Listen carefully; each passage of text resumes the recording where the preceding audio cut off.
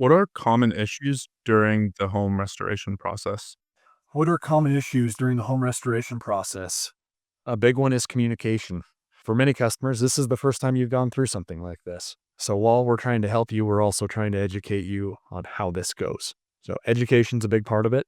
Don't be shy. Ask lots of questions. Keeping tension with your contractor. If you feel like it's been longer than it should have been without getting an answer on something, reach out. Keep the communication going. That should be their professional responsibility. That's what we try to do, but you can help it too. A big one can be working through the process with an insurance company. This is a thing that most people haven't dealt with before, so it's new.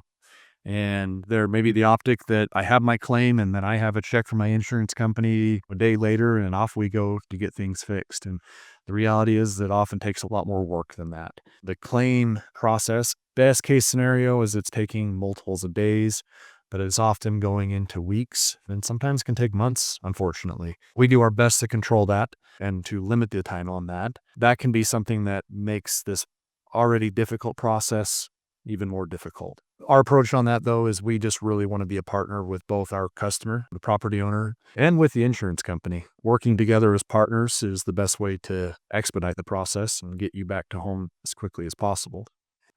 What safety precautions should be taken during home restoration? What safety precautions should be taken during home restoration? Equipment gets left in the home and has to operate and do its thing. Letting that equipment do its thing is important.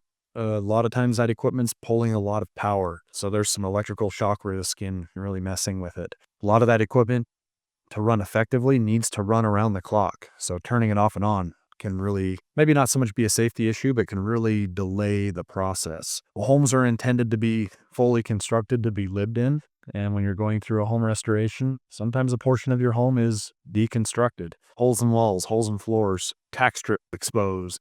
There can be things like that. So it's really best to try to separate yourself from the area that's being worked on while it's happening. A lot of times we will set up a containment barrier. To the degree that you can, leave the inside of that containment area alone, live in the rest of your house until that work concludes. And then another thing is the contractor, of course, is going to do their best to protect you through this process. But we are working with humans. If you see something that you feel like is a risk to you or your family or to your building occupants, to speak up, to say something.